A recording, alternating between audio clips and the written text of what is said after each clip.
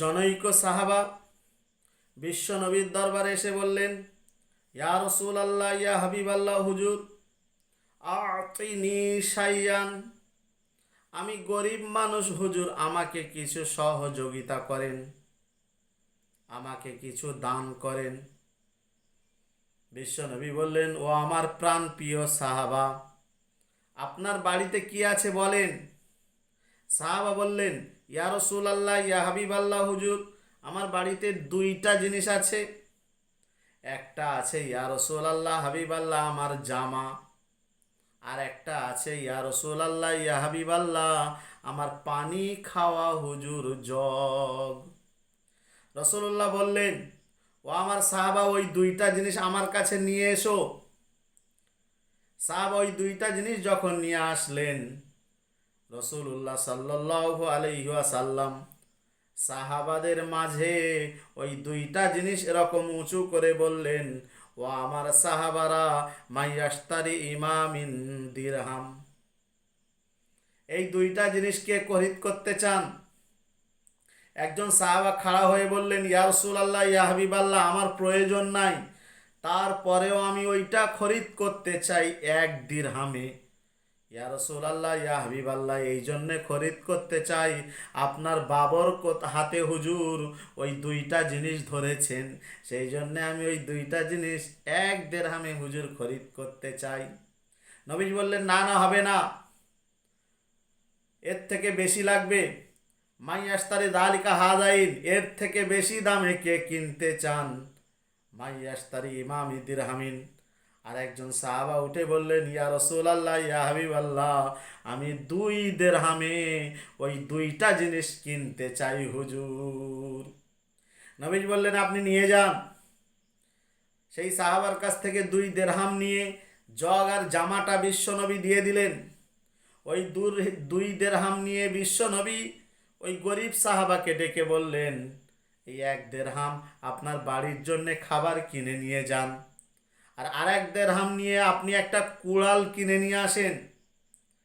বাজার থেকে যখন একটা কুড়ুল কিনে এনে নবীজির সামনে উপস্থিত হলেন, নবীজির বাবরকত হাতে ওই কুড়ুলের ভিতরে একটি বাঁট লাগিয়ে দিলেন, দিয়ে বললেন, লা উরিদু আন আরাকা ফানসাবা আল আশারা আইয়াম, 15 দিন যেন আমার সামনে আপনাকে না দেখি।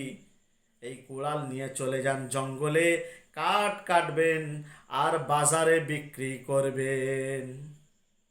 সেই সাহাবা চলে গেল জঙ্গলে, প্রচুর মেহনত করে কাঠ কাটে, বাজারে বিক্রি করে। 15 দিন পরে 10 দিরহাম নিয়ে বিশ্ব নবীর দরবারে উপস্থিত হলেন।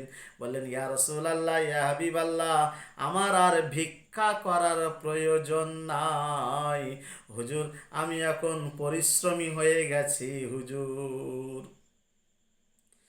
বিশ্বনবী বললেন, যদি কোনো মানুষ এক হাতে কারোর কাছে যদি কোনো কিছু ভিক্ষা চায়, আল্লাহ রাব্বুল আলামিন 70টা তার গরিবী হালাতের দরজা খুলে দেয়।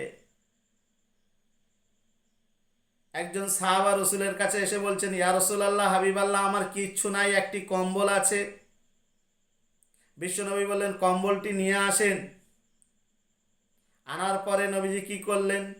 কম্বল তার সম্বলখানি বেচিয়া তাহা করে, কম্বল তার সম্বলখানি বেচিয়া তাহা করে, আর অর্ধেক দাম দিলেন রসুল খাদ্য কেনার তরে। কম্বল তার সম্বলখানি বেচিয়া তাহা করে, অর্ধেক দাম দিলেন রসুল খাদ্য কেনার তরে, আর অর্ধেক দাম দিলেন রসুল ব্যবসা করার তরে। অতএব বিশ্বনবী ভিক্ষাবৃত্তি পছন্দ করতেন না।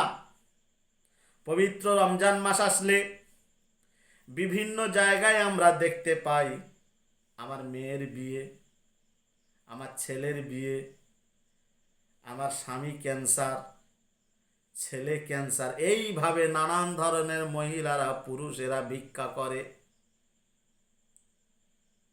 এগুলো করা উচিত নয়। আমার দেখা মতে আমি একজন মহিলাকে তার মেয়ের জন্যে 4 থেকে 5 বার বিয়ার জন্য ভিক্ষা করতে দেখেছি। 5 বার। প্রতি বছর রমজান মাস আসলে ভিক্ষা করতে যায়। অতএব এগুলো করা উচিত নয়। মুসলিম সম্প্রদায়ের মানুষদেরকে অনুরোধ করব, আপনাদের দরবারে যদি ফকির আসে আপনারা তাদেরকে বুঝিয়ে বলেন, ইসলাম ধর্মটা মাটির সঙ্গে আপনারা মিশিয়ে দেবেন না। আপনারা পরিশ্রমী হন, পরিশ্রম করে অর্থ উপার্জন করুন। বিশ্বনবী এমনটি পছন্দ করতেন। ওমা মিন দাব্বাতিন ফিল আরদি ইল্লা আলাল্লাহি রিজকুহা।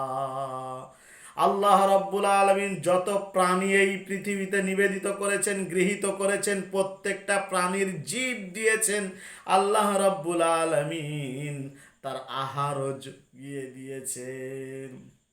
আপনি দুনিয়ায় আসার আগে আগে আল্লাহ রাব্বুল আলামিন আপনার রুজি এই পৃথিবীতে দিয়ে পাঠিয়েছেন।